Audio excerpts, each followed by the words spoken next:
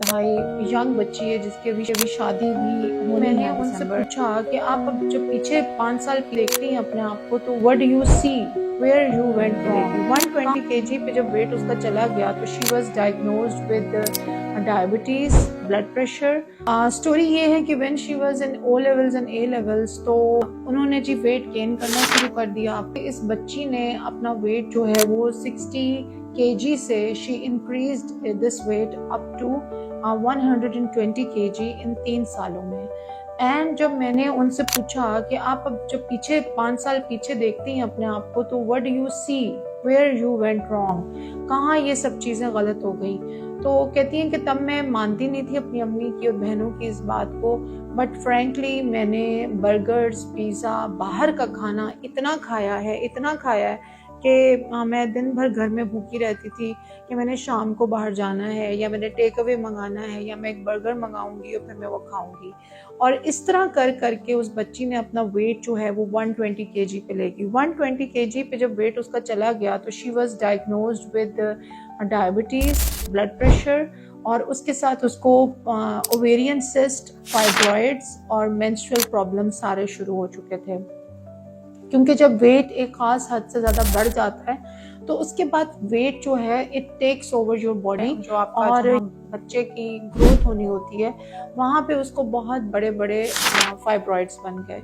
अच्छा, उसके बाद उस बच्ची ने क्या किया कि डॉक्टर्स ने कहा जिसके तो पीरियड्स नहीं आ रहे, अब इसका तो वेट कम होना चाहिए। अब 120 kg पे चलना फिरना, जोड़ों का मसला, घुटनों का मसला, टखने का मसला, हिप जॉइंट उसका मूव नहीं कर रहा, तो ये सारे मसलों की वजह से फिर वो जिम नहीं कर सकती थी। डॉक्टरों ने उसका जिम बंद कर दिया, उसको घुटने की इंजरी हो गई जिम में। जिम के ट्रेनर्स क्या करते हैं, अक्सर अनक्वालिफाइड ट्रेनर्स होते हैं, वो जाते साथ ही आपको उछल कूद पे लगाते हैं, अग्रेसिव किस्म की एक्टिविटी कराते हैं, जिससे जिम की जो इंजरीज हैं वो मेरे पास बहुत ज़्यादा रिपोर्ट होती हैं। इन बेचारी को किसी ने गाइड नहीं किया और इनको वो इंजरी हो गई। उसके बाद शी वाज बेड रिडन। अब उनके पीरियड्स बंद हो गए। फिर उनकी जी फाइब्रॉइड्स को रिमूव करने के लिए और ओवरीज से जो पानी वाली रसौलियाँ थी अंडेदानी की, उनको हटाने के लिए एक बहुत बड़ी सर्जरी प्लान की गई। जब वो सर्जरी करवाने के लिए एनेस्थीसिया के अंडर थी ऑपरेशन थिएटर में, तो वहाँ पे डॉक्टर्स ने जब उनकी ऊपर से काट के उनका यूट्रस को अप्रोच करने की कोशिश की तो यूट्रस इतने ज़्यादा वजन की वजह से, इतने फैट में से उनको मायोमेक्टमी यानी फाइब्रॉइड और अंडेदानी की जो थैलियां थी उनको निकालने के लिए अप्रोच नहीं मिली। तो they had to go from the down, वो नीचे से चले गए। और मेरे पास पूरी डॉक्यूमेंटेशन है। बच्ची की हाइमन उन्होंने ब्रेक की, हाइमन ब्रेक करके नीचे से उन्होंने एक्सेस ली और नीचे से सर्जरी करके खोल के उसका सारा मायोमेक्टमी की, यानी उसके फाइब्रॉइड निकाले और उसकी अंडेदानी की रसौलियों को रिमूव कर दिया। अब जब वो बच्ची मेरे पास आई है and she had a hymen, उसका नीचे का एरिया इतना खराब था कि आपकी सोच है, ऐसे लग रहा था जैसे किसी ने 4 बच्चों को पैदा किया हुआ है और कोई बहुत फॉरसेप्स डिलीवरी या कोई बहुत वैक्यूम। मेडिकल लैंग्वेज में ये है कि किसी टिश्यू की कोई शक्ल नहीं है और वो जगह जिसमें से एक उंगली नहीं गुजरनी चाहिए वहाँ पे ऑलमोस्ट इतना बड़ा होल है वहाँ पे, और उसके अंदर डिफरेंट टिश्यू, तारें सी पड़ी हुई हैं, मसल्स पड़े हुए हैं, उसकी सारी जगह ओपन हुई हुई है क्योंकि ऑब्वियसली उन्होंने खोला होगा। अब आप मुझे इस बच्ची की माँ की ज़हनी कंडीशन बताएं इस वक्त, इसकी बहन की, इसके फादर की, कि आप ये देखें कि उसकी अम्मी मेरे सामने बैठी हुई रो रही हैं, परेशान हैं। अब अगर वो किसी को ये बताते हैं कि यार बच्ची जो थी वो मायोमेक्टमी के लिए उसे लेके गए थे, उसकी रसौलियाँ निकालनी थी और वहाँ पे जी अंदर उसको चूंकि उनको एब्डोमेन के थ्रू अप्रोच नहीं मिली, डॉक्टर्स ने बाहर आके उनसे पेपर पे साइन कराए कि जी हमने तो रसौलियाँ निकालनी है, अब आप दस्तखत करें, हमें इजाज़त दें। तो वो एक अनपढ़ खातून या बहुत मिनिमल पढ़ी हुई खातून जो हैं उनको तो यही समझ आई उस वक्त कि अच्छा यार इस वक्त जो बच्ची की जान के लिए ठीक है हमने जो इतने पैसे भरे हैं, ये ऑपरेशन के लिए यहाँ आई है, इसके पीरियड्स नहीं आ रहे हैं, तो हमें एटलीस्ट ये सर्जरी कामयाब करनी है। एंड शी वॉज क्राइंग कि उनको नहीं पता था कि इसके बाद उनकी बच्ची का ये हाल हो जाएगा। अब 125 kg पे एक बेड रिडन बच्ची है जो माँ बाप को समझ नहीं आ रही कि इसका क्या करें। फिर उन्होंने लाहौर में एक बहुत मशहूर डॉक्टर हैं, उनसे उन्होंने बायोट्रिक सर्जरी करवाई, यानी मैदा काट के उसको श्रिंक किया, वो भी 5-6 लाख की एक सर्जरी हुई। अब जब वो मेरे पास आई हैं तो वो 135 kg से ऑलमोस्ट इस वक्त 60 kg पे हैं आफ्टर दैट सर्जरी। मगर डॉक्टर ने उनको भी ये बताया हुआ है कि बायोट्रिक सर्जरी मेरी अपनी बहुत सारी क्लास फेलोज ने, फ्रेंड्स ने करवाई हुई है। बायोट्रिक सर्जरी की एज जो होती है, उम्र जो होती है, वो 2 से 3 साल से ज़्यादा नहीं होती है।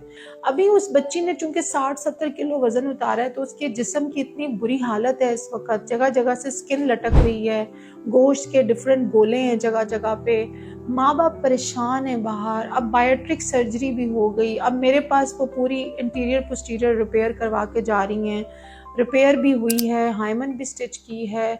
जो अगला जहाँ उनकी शादी होनी है वहाँ बताया गया है कि ऐसे ऐसे हुआ है, बट जो बंदा है वो काफ़ी मशकूक हो गया है कि पता नहीं असल कहानी क्या है, विच इज़ वेरी नेचुरल, ऐसे ही होता है। तो मुझे सिर्फ ये बताएं बच्चियाँ जो इस वक्त मेरी वीडियो देख रही हैं कि आपने बर्गर खा के, कोकें पी के, रातों को जाग जाग के, आपकी बायोट्रिक सर्जरी, आपकी मायोमेक्टमी, आपके ये सारे मसले, क्या माँ बाप बेचारे आपको इसीलिए बड़ा करते हैं?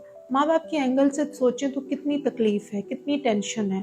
तो मेरा इस वीडियो को बनाने का मकसद ये है कि जब आप लोग वज़न बढ़ा रहे होते हैं, खुदा के लिए, खुदा का वास्ता है, बाहर के खाने खाना बंद कर दें, रात को टेक अवेज करना बंद कर दें। उसको कभी भी इस बात का नहीं पता था when she was eating burger and she was having molten lavas, और जब उसे घर वाले मना करते थे कि यार थोड़ा सा फ्रेश खा लो, थोड़ा सा वॉक पे जाया करो, एक कुर्सी से उठ के दूसरी कुर्सी पे ना बैठ जाया करो, अल्लाह का वास्ता है, कमरे में वर्जिश कर लो, घर का खाना खा लो, तो उसको रियली उस बच्ची को तब नहीं पता था कि ये सब कुछ पेचीदा होते होते एक ऐसी सिचुएशन में एंड अप होगा कि अब उसको ये नहीं पता कि उसकी जो निकाह हुआ है ये रहना भी है कि नहीं रहना, रुखसती होनी भी है कि नहीं होनी, और वो अपने आने वाले खामद की मतलब जहन में बिल्कुल एक मशकूक करैक्टर बन गई है। बिकॉज वो जो मर्जी पेपर वर्क दिखा ले, लोग यही समझते हैं कि कोई DNC हुई होगी, कोई अबॉर्शन हुआ होगा, पहले कोई शादी होगी, कोई डिलीवरी हुई होगी, उसको ये पेपर्स दिखा के हमें झूठा साबित कर रहे हैं। अब इस बच्ची की अपनी ज़िंदगी इस वक्त इतना मसलों में है कि मैं जब उसकी बातें सुन रही थी और उसकी परेशानी देख रही थी तो आई वॉज थिंकिंग कि यार, मैंने उससे पूछा कि 4-5 साल पहले आपने कभी सोचा था कि आपका ये जो वजन इस तेजी से बढ़ रहा है और आप इसको एड्रेस नहीं कर रही हैं, ये आपको कहाँ ले जाएगा? कहती है मुझे तो पता भी नहीं था कि मैं इस तरह से एंड अप होंगी। मुझे एक सर्जरी के लिए एडमिट किया गया, मैं वहां से निकली तो पता चला मैं वर्जिन नहीं हूँ। अब मेरे नीचे से सब कुछ कट फट गया है। फिर मैंने 10 डॉक्टरों को चेक करवाया है, जो देखता है वो परेशान हो जाता है। मेरे आपसे पहले मुझे उसने कहा 10 डॉक्टरों ने मुझे इनकार कर दिया कि हम आपका केस करेंगे। सो ट्राई टू अंडरस्टैंड कि this is a very critical issue.